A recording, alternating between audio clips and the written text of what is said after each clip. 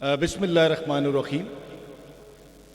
میرے لیے بڑی عزت اور اعزاز کی بات ہے کہ آج میں مسلم اسٹوڈنٹ آرگنائزیشنز کہ ماشاءاللہ تقریباً کوئی تیسری بڑی تقریب کے اندر مدعو ہوں، اور میں آپ سب کو دل کی اتھاہ گہرائیوں سے مبارکباد پیش کرتا ہوں کہ ماشاءاللہ آپ کی یہ تنظیم بہت خوبصورت اور احسن طریقے سے پورے پاکستان میں، کشمیر میں، جی بی میں جو آپ کا رول ہے ہر حوالے سے، دینی تعلیم ہو یا دنیاوی تعلیم، میں آپ سب کو دل کی اتھاہ گہرائیوں سے مبارکباد پیش کرتا ہوں۔ میری یہ بڑی گڈ لک ہے کہ میرے بھائی، میرے محسن، میرے دوست ڈاکٹر جمال ناصر، صوبائی وزیر صحت پنجاب شرجیل میر صاحب یہاں پہ موجود ہیں۔ عزیز طلباء، جو میری زندگی کا نچوڑ ہے، میں سمجھتا ہوں کہ وہ ہر حوالے سے بڑا اللہ نے مجھے دین اور دنیا دونوں حوالوں سے نوازا، چاہے وہ میری وکالت کا سفر تھا، سیاست کے اندر میں نے سفر شروع کیا تو میں بہت ینگ ایج کے اندر اللہ تعالیٰ نے مجھے نبی پاک صلی اللہ علیہ وسلم کے صدقے، ان کے جوتوں کی خاک کے صدقے میں آج سے 21 سال پہلے ممبر قومی اسمبلی بن گیا، پھر چیئرمین بیت المال رہا، لیکن جو میری زندگی کا حقیقی سفر شروع ہوا وہ 2009 میں شروع ہوا، جب میں نبی کی نسبت والے بچوں کے قریب ہوا، جب پاکستان سویٹ ہوم میں پہلا فرشتہ، جب سوات کے اندر آپریشن شروع ہوا تو ایز ایم ڈی بیت المال میری زندگی کے اندر ایک انقلاب بھرپا ہوا، اور اللہ کی مہربانی سے پاکستان سویٹ ہوم کا آغاز وہاں سے ہوا۔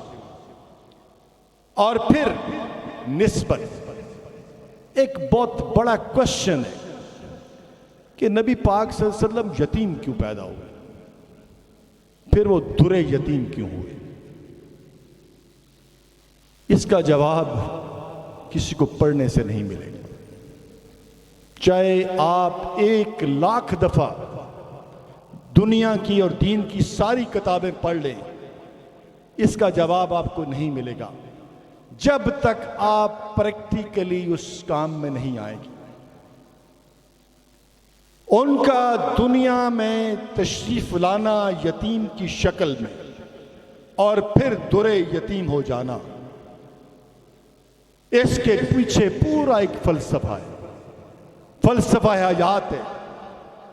اگر آپ اس کو قریب سے دیکھیں گے تو اس کا ایک ہی جواب ہے کہ اللہ کو عشق ہے یتیموں کے ساتھ، مساکینوں کے ساتھ۔ یہی وجہ ہوئی کہ اللہ نے 1,24,000 پیغمبروں میں جس پیغمبر کی سلیکشن کی زمین اور آسمان بنانے سے پہلے کہ وہ یتیم کی شکل میں آئے گا، وہ دونوں جہانوں کا نور ہوگا، وہ عرش سے لے کے فرش تک چمکے گا، ساری خدائی اس کے گرد گھومے گی۔ اس کو سمجھنے کے لیے ضروری ہے کہ آپ یتیم کے ساتھ پیار کر کے دیکھیں، یتیم کی کفالت کر کے دیکھیں، اس کے قریب جا کے دیکھیں۔ ڈاکٹر جمال ناصر میرے بھائی ہیں، سویٹ ہوم کے ہم سفر ہیں، پچھلے 12 سالوں سے سارے ٹیسٹ سویٹ ہوم کے فرشتوں کے فری ہوتے ہیں۔ سویٹ ہوم کیا ہے؟ سویٹ ہوم ایک سوچ ہے، ایک نسبت ہے کہ جو بھی بچی یا بچہ میرے سامنے آتا ہے اس کو میں کبھی یتیم نہیں کہتا، میں کہتا ہوں یہ نبی کی نسبت والا ہے، یہ ان کا کلاس فیلو ہے، اور سوچنا میرا کام ہوتا ہے، کرنے والا کوئی اور ہے۔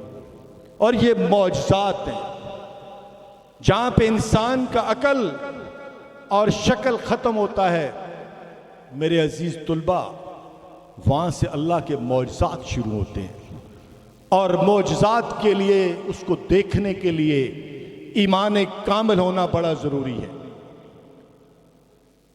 پچھلے دنوں ڈاکٹر صاحب میرے پاس یہ بڑی سننے والی بات ہے، امریکہ سے بہت بڑے انجینئرز پاکستانی 11-12 بچے آئے۔ انہوں نے کہا جی میں سویٹ ہوم میں ہم کچھ کام کرنا چاہتے ہیں، کوئی پورا دن انہوں نے وہاں پہ لگایا، پھر انہوں نے ہمارے بجلی کے بل چیک کیے اور انہوں نے کہا جی ہم آپ کو سولر لگا کے دے دیتے ہیں سویٹ ہوم کے اوپر۔ یہ سارے بڑے بڑے انجینئر جو بڑے بڑے فیس بک میں کام کرتے ہیں، یوٹیوب میں کام کرتے ہیں، تو جب میں نے ان سے بات کی کہ معجزات کی دنیا ہے سویٹ ہوم، تو کہنے لگے خان صاحب ہمیں یہ بات سمجھ نہیں آتی معجزات کیا ہے۔ تو میں نے کہا چلے میں آپ کو سمجھاتا ہوں معجزات کیا ہے۔ میں نے کہا آپ آج کے دور میں 2023 میں جہاں پہ میڈیا کا، سوشل میڈیا کا دور ہے، پیسے کی فراوانی ہے، میں نے کہا پوری دنیا سے کسی شخص کی سلیکشن کریں، ساری دنیا کا میڈیا اس پہ لگا دیں چودھری صاحب، اور مجھے یہ بتائیں کہ آپ امریکن، چائنا والے، پوری دنیا والے کسی کے کتنے فالوور پیدا کر سکتے ہیں؟ ہو مچ؟ اگر سارا میڈیا اکٹھا کر لیا جائے اور ساری دنیا کی دولت اس پہ لگا دی جائے، پوری دنیا سے کسی شخص کی سلیکشن کی جائے تو کتنے فالوور ہو سکتے ہیں؟ وہ پریشان ہو گئے، کہتے ہیں جی کروڑ، 2 کروڑ، 4 کروڑ، 10 کروڑ، 20 کروڑ۔ میں نے کہا بس، میں نے کہا اب معجزہ سنو کہ 1400 سال پہلے ایک یتیم بچہ نور کی شکل میں دنیا میں تشریف لاتے ہیں۔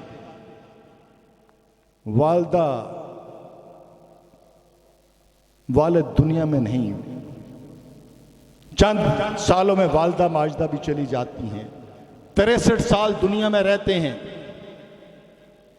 اور معجزہ کیا ہے کہ آج ہم کتنے فالوور ہیں ان کے؟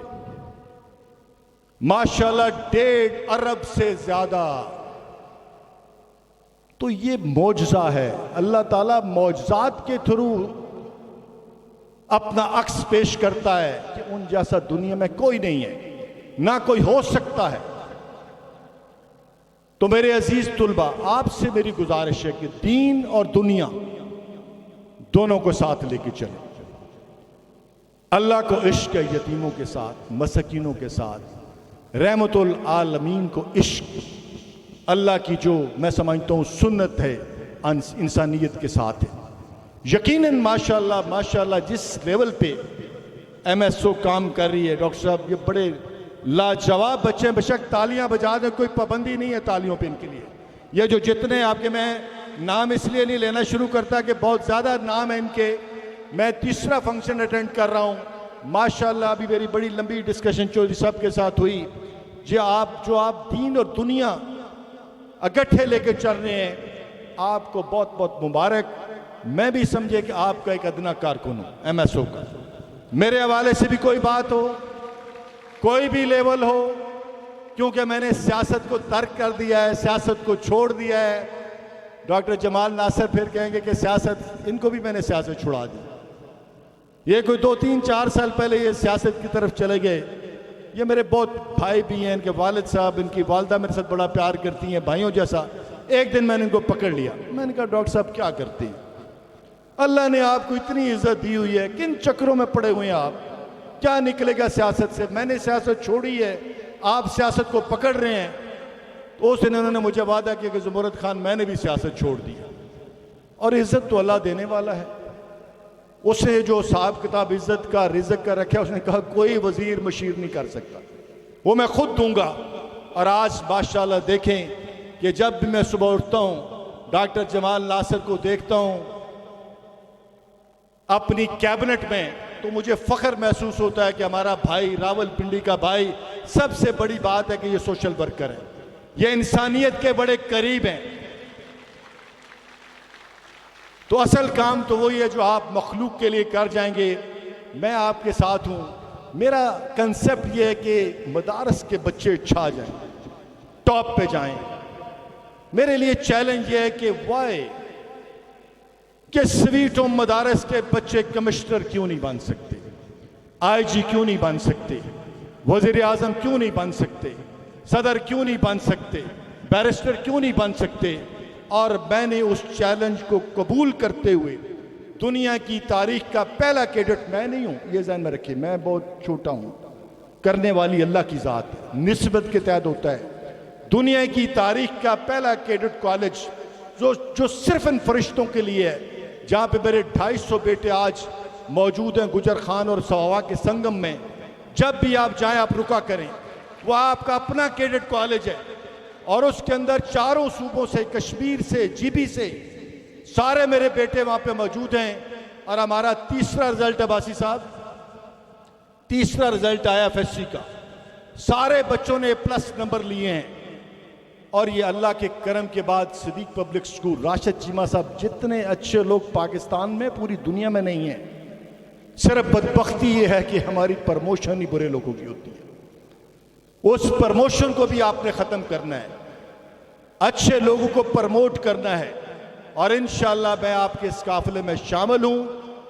آپ کو میں چیلنج کے ساتھ کہہ سکتا ہوں کہ میرے بیٹوں جیسا کوئی نہیں. 2 کو میں ٹیلز یونیورسٹی لے کے گیا ڈاکٹر صاحب, 2 ہفتہ 10 دن پہلے. سارا کھٹک صاحب کو کہا کہ میں نے کہا یہ میرے بیٹے ہیں 2, ان کو میں نے داخل کرانا ہے.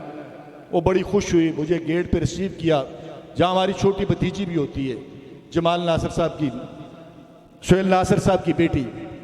مجھے آفس میں بٹھایا, میں نے کہا 2 میرے بیٹے ہیں, ان کو بیرسٹر بنانا ہے. میں نے کہا اتنی فیس ہوگی, بلا بلا بلا.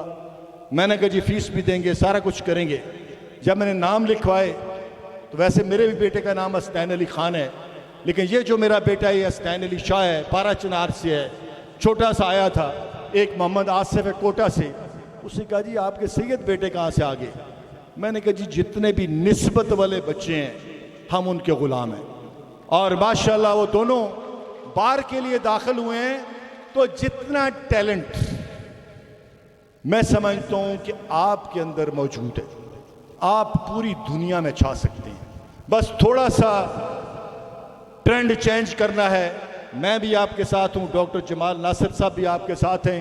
اللہ تعالیٰ آپ سب کو سلامت رکھے. اور یہ جو آپ اتنے عظیم قسم کے, خوبصورت قسم کے تعلیمی سیشن بھی کرواتے ہیں, بڑے بڑے سیشن کراتے ہیں, میں آپ کو ایک دفعہ پھر مبارکباد پیش کرتا ہوں. تھینک یو ویری مچ, بہت بہت شکریہ.